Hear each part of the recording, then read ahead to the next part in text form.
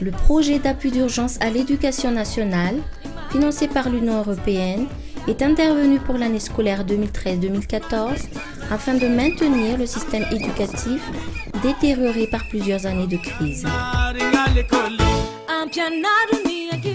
Les financements dans le secteur de l'éducation ont fortement baissé à cause de la crise à Madagascar.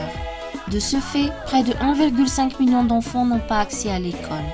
Il y avait un manque de financement et dans ces conditions et avec les risques d'avoir une déscolarisation des élèves et vraiment qui frapperait la partie plus vulnérable de la population, l'Union européenne a pris la décision d'appuyer ce secteur. L'Union européenne a aidé à combler cet écart au travers de l'UNICEF pour qu'il n'y ait pas un bloc à un certain moment dans l'éducation des enfants.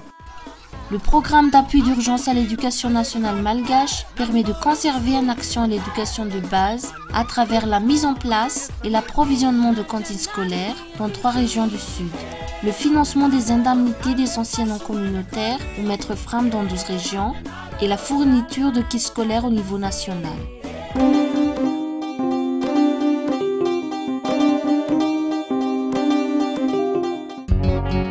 Les 3 régions du sud de Madagascar, Anous, Andjoui et Antsimuanjefan sont les plus exposées à l'insécurité alimentaire. Durant la période de soudure, les ménages les plus vulnérables ont recours à la consommation d'aliments de disette ou la cueillette pour survivre. Ce facteur a des incidences négatives sur l'éducation et la performance scolaire des enfants en âge d'aller à l'école. Les infrastructures scolaires sont insuffisantes ou trop éloignées des villages. Parfois, les enfants doivent parcourir 5 km pour arriver à l'école. Durant la période de soudure, les parents ont tendance à retirer leurs enfants de l'école pour aider aux tâches quotidiennes pendant que les parents cherchent à manger pour la famille. Durant l'année scolaire 2013-2014, l'Union européenne a mis en place, à travers le Programme alimentaire mondial, un programme de cantines scolaires dans les régions Anous, Andjoui et Antsimuanjefan pour un montant de 14 milliards d'ariars ou 5,96 millions de dollars en appui au programme du ministère de l'Éducation nationale. Ce financement a permis de fournir un repas chaud dans plus de 1200 écoles primaires de ces régions pendant les jours d'école.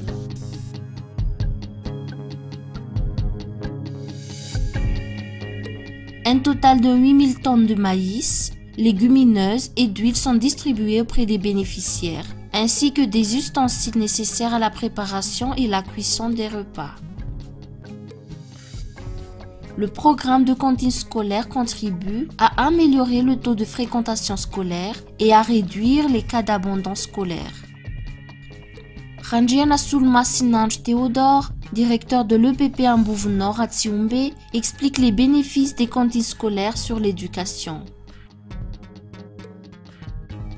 Tamin'ny 2008 valo amby sivifolo nisan'ny mpianatra kotra ny hita zany fa miha misondrotra ny isan'ny mpianatra nanomboka nisian'ny PAM nanomboka nisy ny CP tamizay de tena tsisy ny tavela ny mpianatra fa lasa daholo ny afaka CP ny mpianatra rehetra hatramizao niakatra ho 2,1 zao ny mpianatra ary tena hita fa kinga ary misaina rehefa atao tsekoly manampy bebe kokoa ny ray aman-dreny ny fisian'ny PAM eto amin'ny sekoly fa ny atoandro zany defa tsy mikonty le dépense any amin'ny toerana misy azy agny fa efa misakafo aty an-tsekoly ny ankizy. Les communautés bénéficiaires assurent le fonctionnement du programme. Elles sont responsables, entre autres, de la gestion des vivres et du magasin et de la préparation des repas. 43% des enfants dans le Grand Sud de Madagascar reçoivent chaque jour, pendant l'année scolaire, un repas chaud. Soua Sautsa est parent d'élèves dans une EPP de Belo. Cette école bénéficie pour la première fois du programme de cantine scolaire grâce au financement de l'Union européenne. ndray mba tsy nazoto nianatsy nirotsaka manontolo.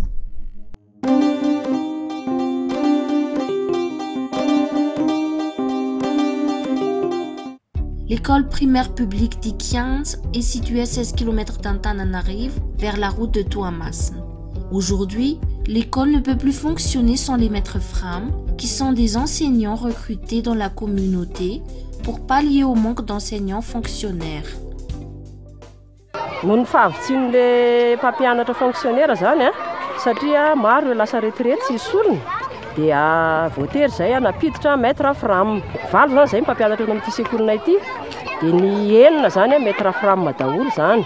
Talohan'ny nampianarana maître Fram dia nianatra hanao physique chimie teny Ankatso. Premier poste mbo mahitsy telo taona teny ny faharoa deuxième poste zany ety IPP Kanja efa taona zany zay teto. Tamin'ny herintaona zany 2012-2013 nitana classe d'examen zany izy dia nahazo vokatra 100% ary dia tena hoe mahafapo zany asa ataondry zareo, manana fiezahana tokoa zany zareo amin'ny asa izay ataony. L'Union européenne a appuyé le ministère de l'Éducation nationale dans ce cadre. Par l'intermédiaire de l'UNICEF, elle s'est engagée à payer les 4 mois de salaire de quelques 21 000 maîtres Fram à travers 12 régions de Madagascar. Pour les parents, c'est un grand soulagement.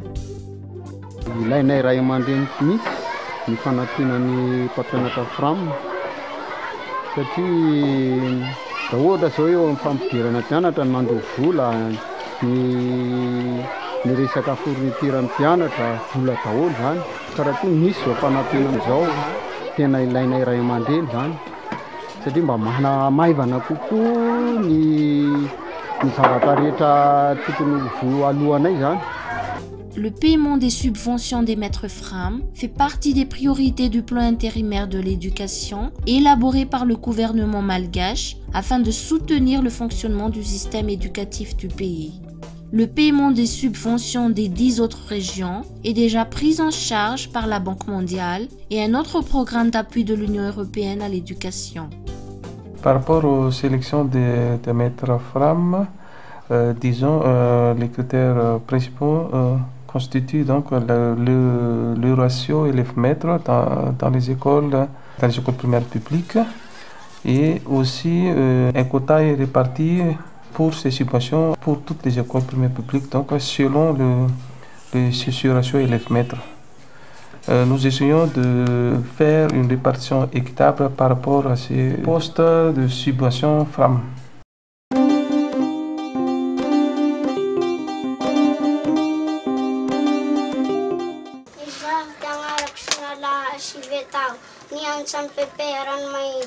Cette année, Souanala et ses frères et sœurs retrouvent le chemin de l'école grâce aux kits scolaires octroyés par l'Union européenne et le Royaume de la Norvège.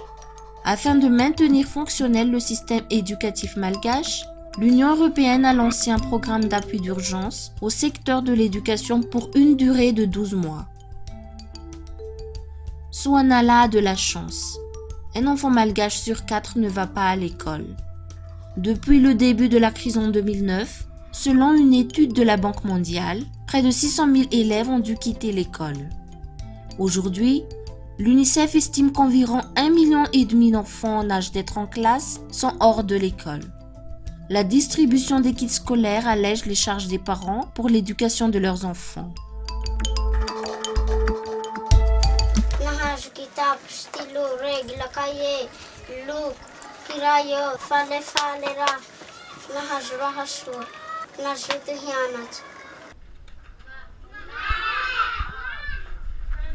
Mpianatra valopolo zany no nahazo kit scolaire eto aminay.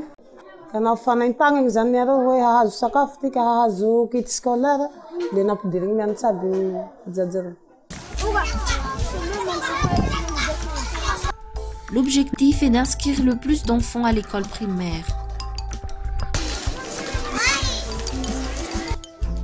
Souanala, issue d'une famille de 20 enfants, habite à 7 km de l'EPP de son village.